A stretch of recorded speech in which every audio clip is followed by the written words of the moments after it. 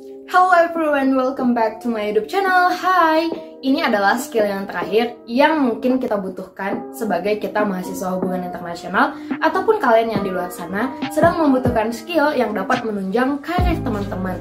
Oke, without any further ado, and don't forget to like, comment, and subscribe. Oke, apa sih collaborative skill? Jadi simpelnya itu adalah the behavior expectations that support the core concept of trust, sharing, belonging, and respect. Atau di Indonesianya itu adalah di mana perlakuan ataupun tingkah laku kita yang memenuhi ekspektasi norma di sekitar kita, yang dimana bukan hanya bersifat norma saja, tetapi yang merupakan hal-hal yang selama ini yang ditetapkan di lingkungan kita untuk mendukung konsep-konsep seperti kepercayaan, adanya rasa ingin berbagi, rasa yang mendalam di dalam sebuah kelompok atau belonging, kita in di dalamnya, dan juga ada respect atau menghargai. Nah, kenapa ini begitu penting gitu kan? Karena di skill yang sebelumnya itu emang secara personal sangat dibutuhkan sekali. Tetapi skill ini juga adalah skill yang terakhir yang paling penting kalau kita itu udah terjun di dunia lapangan kerja nanti mungkin, dan juga ini adalah skill yang kita butuhkan ketika kita ingin bekerja di dalam tim. Dan memang di dalam hubungan internasional, pada faktanya kita melihat bahwa banyak sekali kita berhubungan erat dengan orang-orang ataupun aktor-aktor yang ada di luar dari organisasi ataupun di luar dari diri kita. Yang dimana di sini contohnya bisa kita lihat adalah Kementerian Luar Negeri.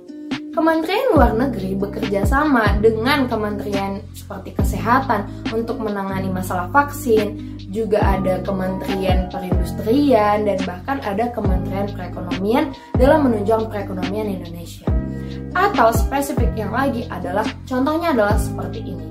Ketika perwakilan Indonesia dikirim untuk menghadiri konvensi untuk memberantas kejahatan organisasi kriminal atau transnational organized crime, kita itu patut untuk mengikuti protokolnya, kita patut untuk mengikuti regulasi ada dalam konvensi tersebut. Dimana di sini ketika kita menghadiri UN Convention Against Transnational Organized Crime, kita diharuskan untuk mendapatkan sebuah goal ataupun beberapa draft solusi. Dan ketika kita berdiskusi dan juga ingin membahas bersama dengan perwakilan yang lain, tentunya perwakilan Indonesia akan memiliki sifat-sifat yang juga kolaboratif ataupun kooperatif di dalam diskusi tersebut ataupun di dalam konvensi tersebut. Karena di sini tujuan utamanya adalah memberantas kejahatan terorganisir seperti narkoba, seperti kejahatan pencucian uang ataupun seperti koruptor yang berskala internasional seperti itu. Dan memang di sini kerjasama tim itu sangat dibutuhkan. Karena pengalaman dari aku ya, yang bukan hanya dari organisasi saja, di dalam dunia sehari-hari, kehidupan sehari-hari, aku pun harus bisa untuk mengenali lawanku berbicara, dan aku pun harus mengenali bagaimana karakter dan kepribadian dia ketika bekerja dalam sebuah tim. Karena memang ketika kita bisa berkolaborasi, tentunya pekerjaan yang tadinya sulit akan lebih mudah ketika kita dapat berkolaborasi. Karena ketika kita berusaha untuk menekan idealis kita sekali tanpa kita memperhatikan teman-teman kita, tentunya akan menghambat kinerja kita juga sebenarnya. Dan memang ada beberapa hal yang sangat penting di sini. Ada 4 yang udah aku jelasin tadi. Trust. Kita harus bisa percaya kepada teman ataupun rekan kerja kita, ataupun rekan dalam organisasi ataupun dalam tim. Ketika rasa kepercayaan dibentuk, maka terbentuklah rasa ingin untuk saling memenuhi ataupun saling melengkapi. Karena di dalam sebuah pekerjaan, tentunya kita mempunyai goal dan visi yang sama. Tergantung misi apa yang kita lakukan. Ketika kita udah membangun rasa kepercayaan, maka kita dapat untuk saling berbagi atau sharing. Rasa ingin berbagi itu muncul apabila kita merasa bahwa rekan kerja kita ataupun teman kita ini butuh beberapa hal yang ada di dalam diri kita. Dan kita dengan mudah untuk saling berbagi dan kita bisa saling untuk menawarkan beberapa rangkaian solusi ataupun menawarkan ide ataupun menawarkan banyak insight seperti itu. Dan memang ketika kita udah membangun trust dan sudah membangun rasa saling berbagi, maka yang kemudian yang terbentuk adalah belonging. Kita merasa in di dalam organisasi ataupun di dalam pekerjaan ini ataupun di dalam tim ini. Ketika kita merasakan rasa saling di dalam hubungan yang erat ataupun merasa ada ketersalingan, kita merasa saling membutuhkan, kita merasa saling dapat memenuhi apa yang harusnya itu tidak bisa dipenuhi di dalam tim ini gitu. Dan yang terakhir adalah respect. Kita bisa menghargai teman kerja kita ataupun kita bisa menghargai teman di dalam tim kita. Rasa penghargaan itu muncul ketika memang semuanya itu sudah dibangun dari awal. Fondasinya memang harus kuat. Dan ini benar-benar penting untuk kita nanti yang bekerja bukan hanya dengan diri kita sendiri, tetapi kita membutuhkan orang lain. Dan kemudian di sini ada beberapa jalannya atau ada beberapa cara. Yang pertama adalah kita memulai percakapan dulu kah atau kita mendengarkan terlebih dahulu. Yang kemudian kita bisa langsung untuk mencoba membangun interaksi yang baik. Atau kita bisa untuk engage other to understand atau to listen gitu.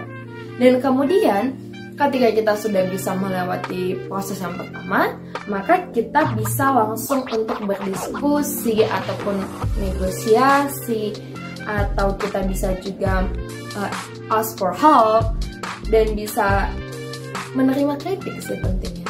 Ketika kita sudah bisa menerima kritik dari orang lain, obviously kita juga tahu kekurangan dari diri kita.